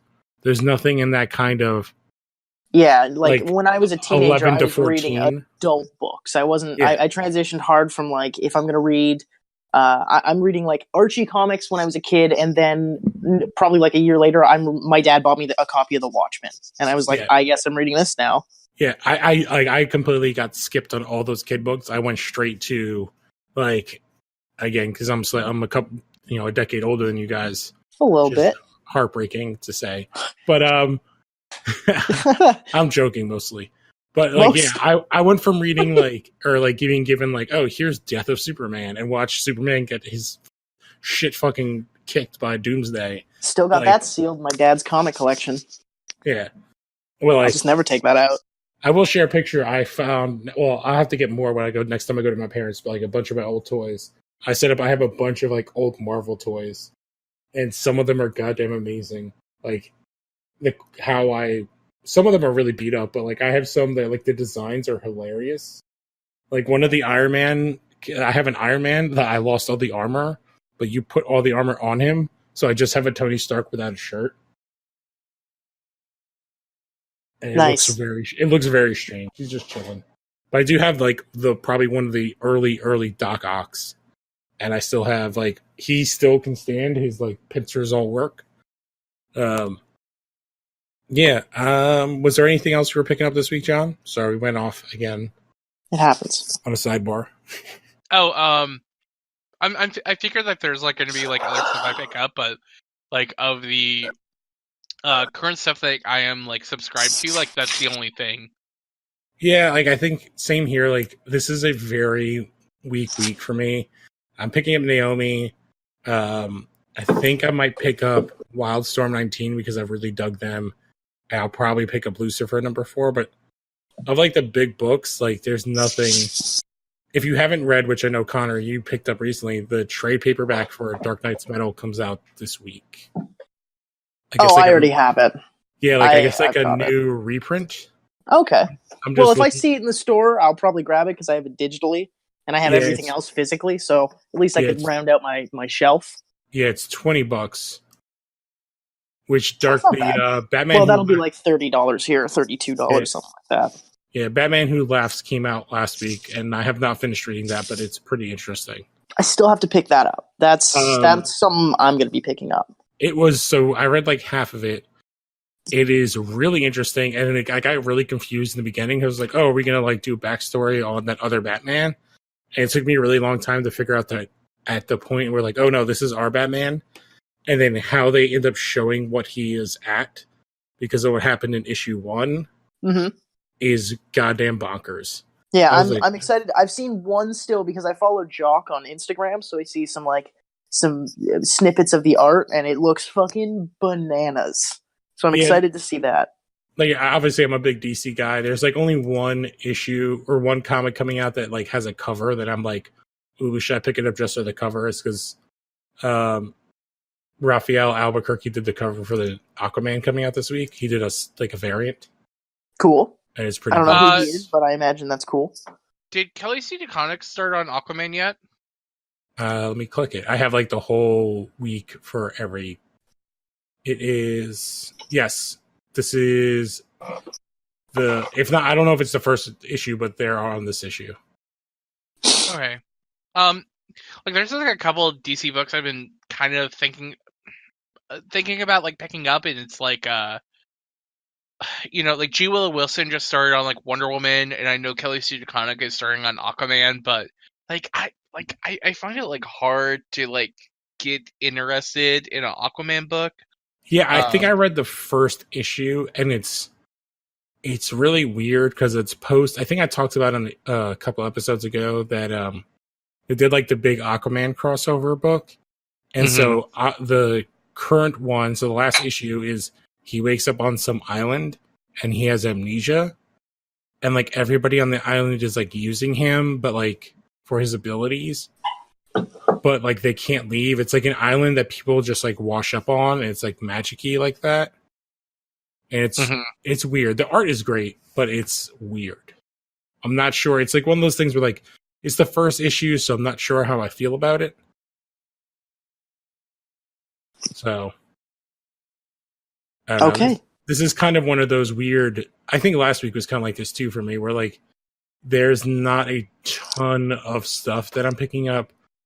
Like, there's another new issue of Batman, which is, again, Tom King.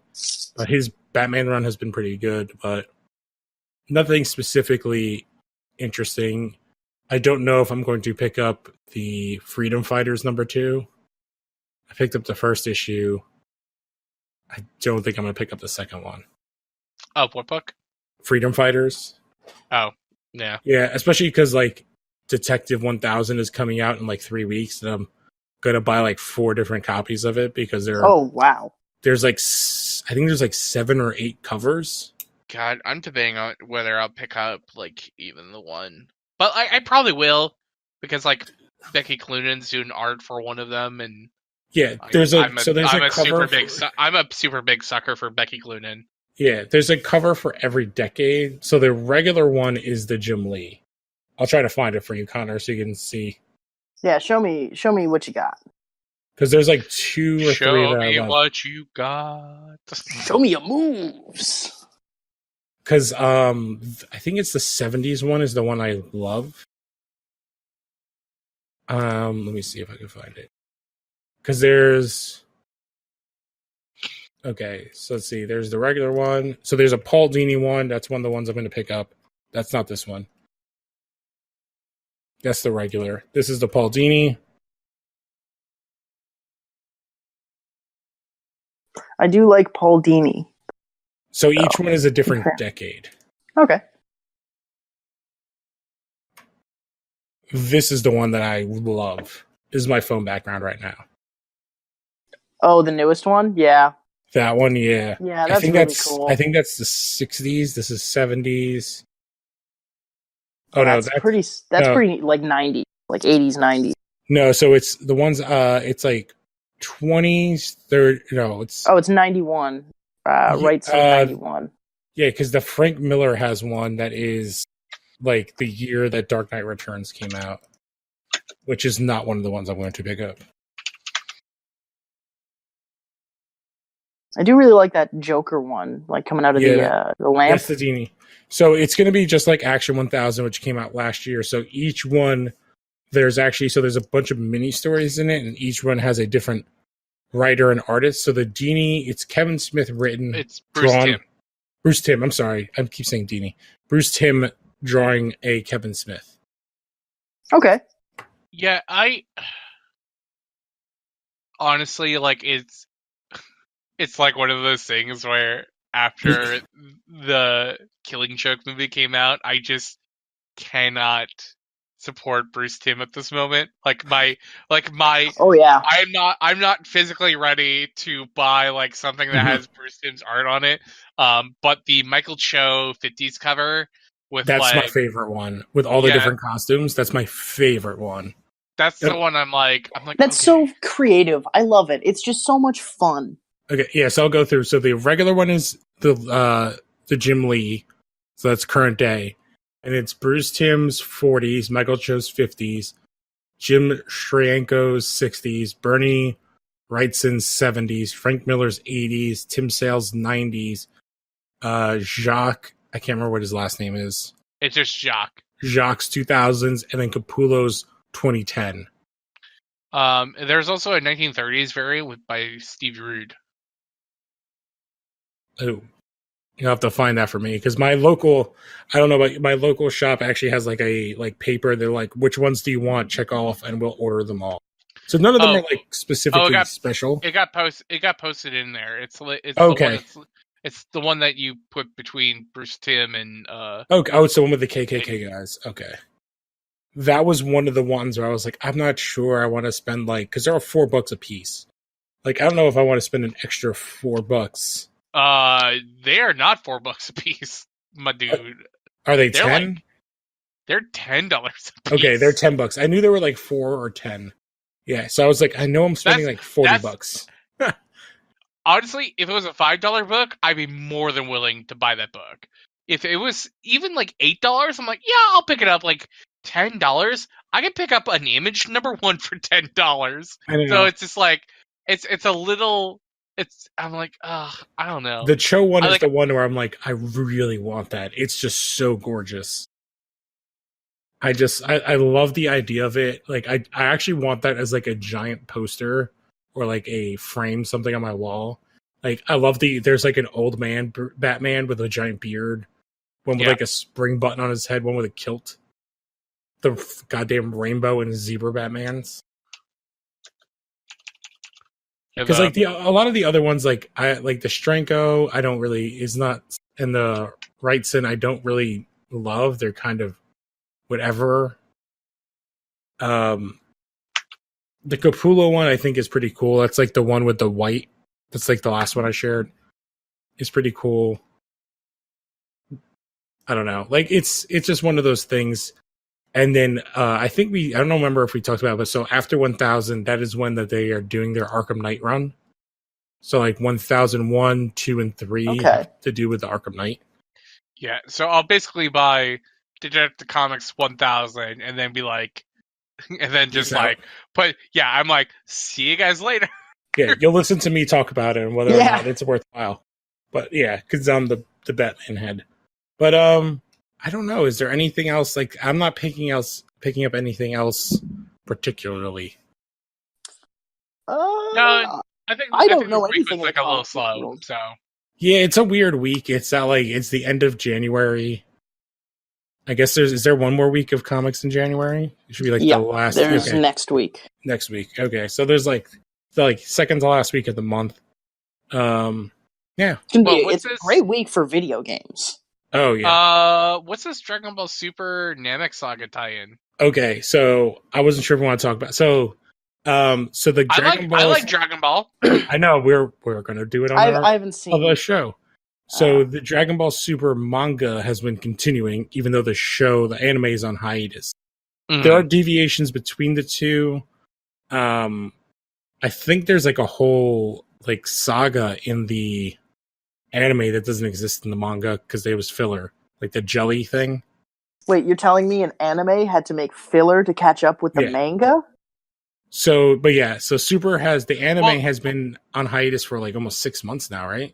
Yeah, because like that's like actually like a really cool thing within certain shonen manga series is that they're like willing to take a break and let the manga catch up instead of like having like shitty filler arc that no one wants. Yeah, Bleach devalues the series.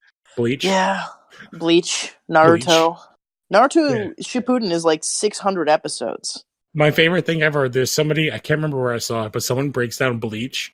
And there's really only like actually 4 arcs that matter. Like the rest of it is filler. I really wouldn't doubt that. I like, I was super into Bleach, like hardcore, and I was like early adopter of Bleach. So like I was like, I was like pretty much on the ground floor of like at least on the American side. And like when the Arankar arc started, I was just like, oh, it's the same as the previous arc. Yeah, I'm actually good. I see you later, Yeah, well, that's what there's like 4 arcs. It's like the original arc, the Arankar arc, Then there's like something else, and then it's the Uchiha, or not the Uchiha. What are they called? The Rancor, No, the Arrow people. the Quincy's. The Quincy's. That's the final arc. So there's like it's those three: the original, the Rancor. There's like one more in there, which is like the backstory one, or something like that, where like you find out about I don't remember. The Aizen thing, which is kind of part of the Rancor. No, the Rancor arc is, or like the thing where you find out about Aizen is in the Soul Society arc. Okay, so that's like the 4 arcs. That's it. Yeah. Everything else is filler in Bleach. Yeah. Well, God, and like the Grand Fisher arc, like that very beginning arc is like so good. Like like the characters and the art style and the character designs are like super on point.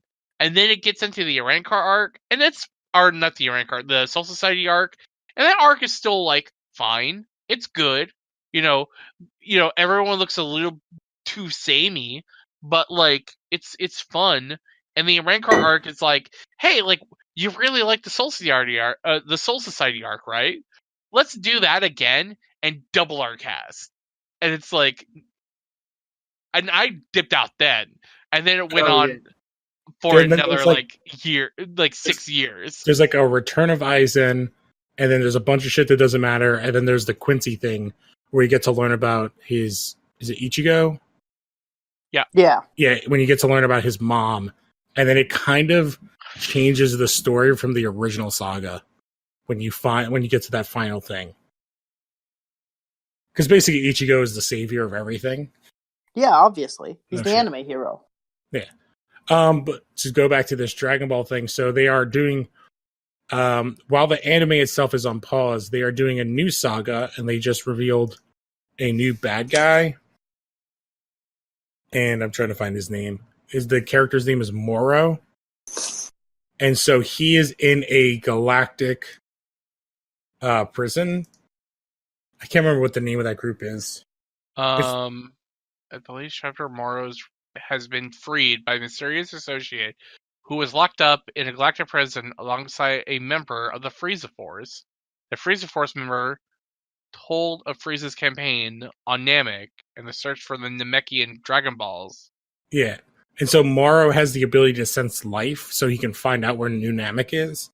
But they've tied him to they tied him to one of the Kai that made Fat Boo when Boo absorbed the Kai and turned into Fat Boo. So he's connected to him, and then he's also going to go to New Namek. That's cool. And he's like an evil sorcerer or something. Ugh. I know. But sorcerer means like nothing. When I hear like evil sorcerer, I think of Babidi. I'm like, yeah. And for a split second, I was like, oh, like I wonder how Brawley is involved with this. But then I was like, you know what? I'm seeing Brawley tomorrow. I'll figure it out then. Yeah, exactly. All right. Which kind of tie into some plugs, and we can. Plugs.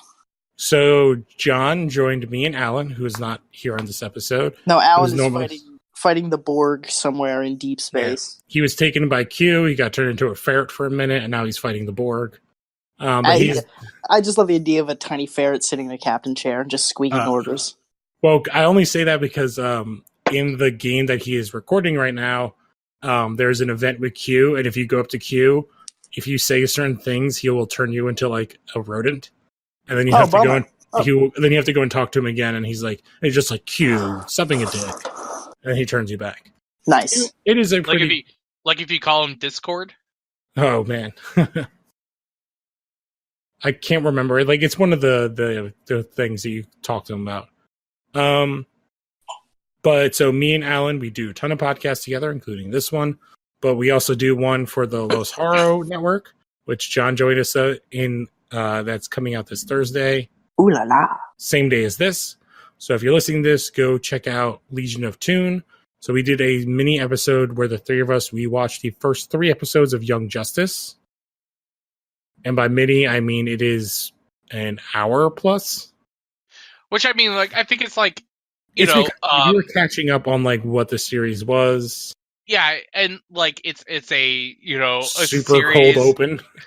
It's a series that started off, or it's a season 3 of a show that came out 5 years ago. And I hadn't watched season 2. I only seen like parts of season 1. So it's a lot of like kind of ingratiating yourself back within like the show. Probably like future shows will not be that long. No, but we are going to talk about after you watch Dragon Ball Super Broly. We are going to do an episode where we are going to talk about that, which I saw a subbed version. I will probably go and watch the dubbed version this week. Hell yeah. We are going to talk about that, as well as also get into the second part of Young Justice, which is 4 through 6. I think. I don't know. We'll figure it out. But we are going to watch Dragon Ball Broly, which is in the Super Universe. So it is like a kind of I don't know. I'm lost the bird. Interlude. Basically like the Super ended, like it's on hiatus right now, and then they were like, "Hey, like, do you guys want like a movie like while the show's on break?" And we were like, "Yeah, sure." Like, is this movie in canon? Or like, "Oh yeah, Broly, totally canon now." Yep. Which we get a kind of current. So I do enjoy the idea of them, which I think they could do a ton with like redoing, which we could talk about on that show. But like if they went back and redid a bunch of those shitty movies in like the current canon, would be hilarious. I mean, to be honest, it's like if you look back on like all those movies, like I mean, I don't really need like Lord Slug to be canon. Like they don't really have like a whole lot of villains within those eras that need to be canon. Like, you don't want the Dead Zone or a Tree of Might. Like honestly, man, like, and I'm not even like a Broly guy, but like Broly being canon, I think is like your number one concern. I would say he's number 1. Number 2 would be cooler. I was just gonna say that. I think your number 2 is cooler. It's not necessarily like needed because you already have Frieza within like the main cast. And so I feel like if you is it Chill that's in the tournament? Yeah, I forget his like I haven't actually like seen that part of the anime yet. But, okay. But yeah, like I know that there is like an alternate universe Frieza that like did some stuff. But yes. I think did like having stuff. I think like having Broly like in canon now within some capacity, it's like, oh, like, you know what? You're good. Yep. So that is one show that we do. Me and Alan also do on here every Tuesday. The Smallville Chronicles. We're rewatching Smallville. Next week is the season 2 finale. Maybe Connor will want to join us. Of Smallville Chronicles? Yes. You did before. Yeah. If I have the free time, I'm fucking there. I'll have to check my schedule, but I'm totally there. All right. And then check out all the things at loshorror.wordpress.com. Thank you. Like, rate, subscribe. Go to YouTube, iTunes, all places where you find podcasts. Connor writes there. Yes. I am trying to write something, kind of my review of Into the Spider-Verse. Do it. That movie's great. I had a blast. Yeah, just the best animated feature of decade. It only needs to be 3 words. That shit great, and then a period at the end, and then you can post that. And I'll put that everywhere. I'll tell my dad about it. You know, it's like it's also like really funny about like Into the Spider-Verse because so today, and we probably could have talked about this at some extent, but the nominations for the Academy Awards dropped this morning, and oh yes, I forgot about them. And Into the Spider-Verse was nominated for Best Animated Picture, along with Wreck-It Ralph, Incredibles 2, Maria, which is like the new movie from the guy who did Wolf Children and Summer Wars and I Love Dogs. Okay. And it's funny because even like the salty fucks of like the anime like subreddits and Facebook groups I'm a part of who are just like, for some reason, are just like super anti like American animation industry. Like, even they were just like, okay, like, it's cool that this anime that, was nominated, but like, real talk, Spyro should win. Spider-Verse should Spider-Verse win. should win, but it's probably going to be The Incredibles. I don't know. I Spider-Verse actually, has everything going for it No, in the absolutely. 2019. I'm It's on got your a side, but yeah. Disney cleans up the animation nomination. They I don't think always that, win. nope, like, I don't think that's necessarily true. Like, I think that sometimes, like, you have, like, a really good, like, surprise in that. Like, I mean, like, DreamWorks has won, like, other animation companies have won in the past. Yeah, like other And claymation stuff. Didn't Kubo win its year? Kubo did not No, win. Kubo was nominated, though. Kubo Okay. was nominated, lost to Coco, which is fair because Coco is a better film than Kubo the Two Strings. Yeah, it is. Yeah. And like, I don't think Incredibles 2 is very good. I have don't not think watched it yet. I don't think Wreck-It Ralph 2 is very good. It know, didn't Well, seem- I would say it's probably between Spider-Verse and Incredibles, and they're Yeah. in the same genre. But I think because of I'll just say this, because it is a movie, and this is what I'm partially going to write about, where the star and most of the characters are not. There's like one white male character, no, two There's of the Spider-Man. It's Peter B. Parker and Spider Noir. Because Yeah. then there's a pig, and then there's two girls. One is Asian, and then your main character is black and Hispanic. I think he's black and yeah. Puerto Rican. I'll tell you this, like, I don't really, like, at this point of the year, like, it's like Incredibles 2 made a bunch of money. Wreck-It Ralph 2 made a bunch of money. And that's not to say that, like, Wreck-It Ralph 2 is, like, completely bad, because I think all the stuff with Shank is very good. But I think overall that movie, like, kind of came and went, They're also Incredibles 2, both like, sequels. came and went. Like, I feel like within my Twitter feed, within, like, the industries of animation that I kind of follow heavily, within the nerd circles, within, like, the creative circles, and, like, all that stuff, I feel like there's, like, way more talks about Spider-Verse than there are, like, the other things. So, Oh, absolutely. and a lot of the animation category is just basically, like, word of mouth. Like, what is the thing that people are mostly talking about?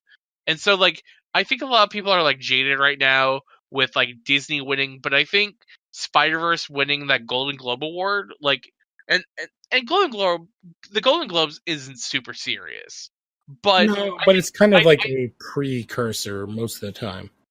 At least for that category. And I think, like, that's a really good, like, opening for Spider-Verse to win Best Anime Picture, which is cool. Even if it doesn't win, like, Well, I think Spider-Verse is going to be way more influential for animation, in the next 5 years, than Wreck-It Ralph or Incredibles will be. Yeah, Incredibles already has been an inspiration with the first one, like a decade ago.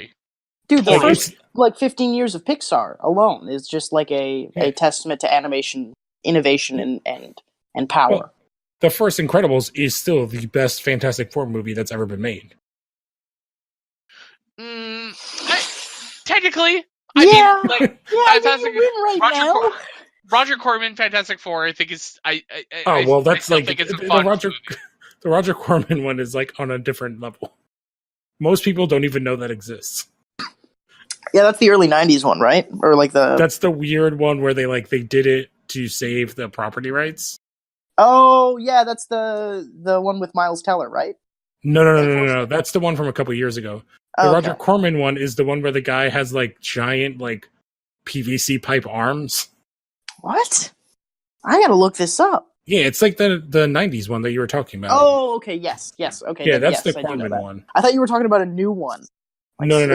There's only 4. New one I missed. So it's that one, then the 2 Fox movies, and then the Fantastic. Let me see if I can find it because it's all up on YouTube. Yeah, because it's in like a weird rights. They literally put it together for nothing, just to keep the rights for Fantastic Four. But like, it's good. Like, it's a good movie. It just looks like shit.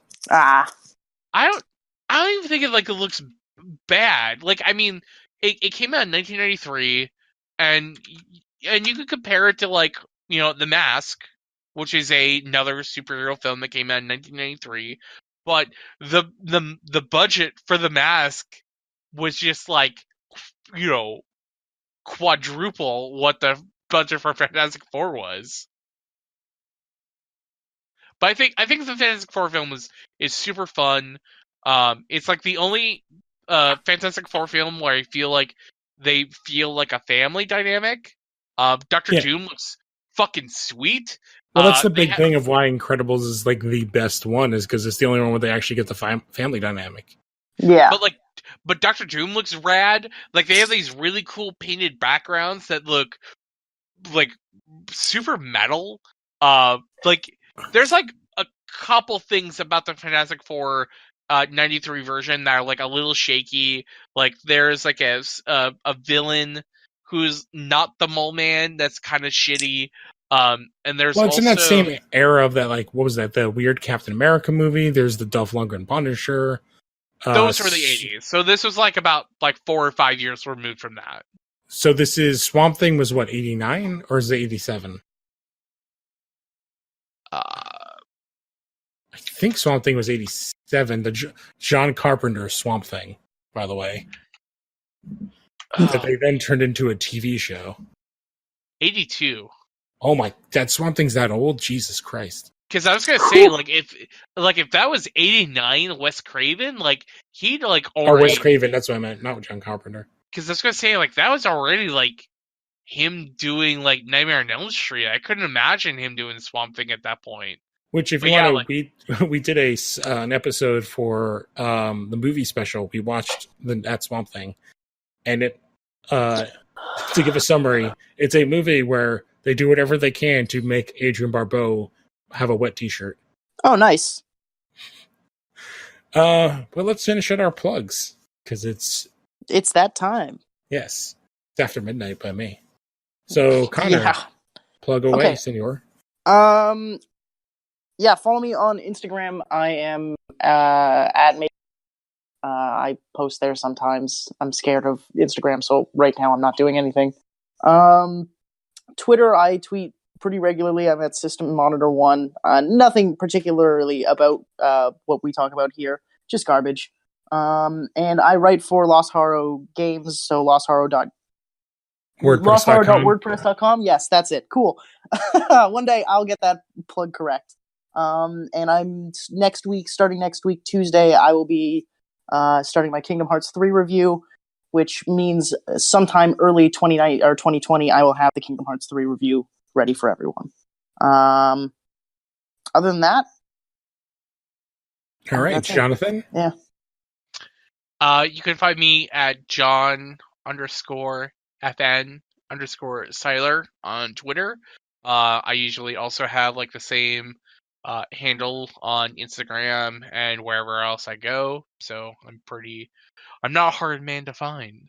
Currently don't have any conventions to plug. But as I said a little bit earlier, I'm on the Legion of Toons podcast where we're talking about Young Justice, and we'll also be talking about the Brawley movie and like whatever like really cool like animated stuff that's been going on, because I also like recently watched the season finale of Steven Universe, and it was like pretty great. So I'd hope so. And that is a show I've never watched. It's very good. I've heard nothing but amazing things, but we live in a time when there is so much TV. Yeah, that's also very true. Which is like, like Hulu's pretty good, and and here's like also the other thing, like I don't feel like also super compelled to like watch like every superhero show that's out there. It's like kind of like why I don't watch Arrow or Flash or like a lot of that other stuff, because I was like, at a certain point I was just like, yeah, I'm good, and a lot of animated stuff like I can kind of watch on like background noise to where I can kind of like still kind of enjoy it for like most part. Yeah. So I guess that does it for this episode, and we will check you guys out next week. I'm Lou Yeah. Gonzalez. Yeah. I guess I say I'm Lou Gonzalez. I'm Connor John Irving. Tyler. Oh, go ahead. I knew that. Okay. And then we'll see how long it takes Connor to say his ending phrase. Oh, call your mother more, and I also love you. And I'll just say, Brawley's the demon. No, he's the devil. Oh, he's the devil? Shit, I got that He's wrong. like- You idiot! Brawley's the devil. He's like, Brawley is an absolute nightmare. The devil. He's so cool. He's so cool, but he's so stupid. I can't do anything. He's like, Oh man, We have to make. you just made me laugh so hard. I just had like a coughing fit. We have to talk about Dragon Ball Z Abridged. Oh yeah. Oh. Goku cried a lot, and that's it. And you're like, yeah, he cried really loud, but that's so dumb. But he's so cool. But he's the legendary Super Saiyan. Okay. Bye, Craig. I love you about his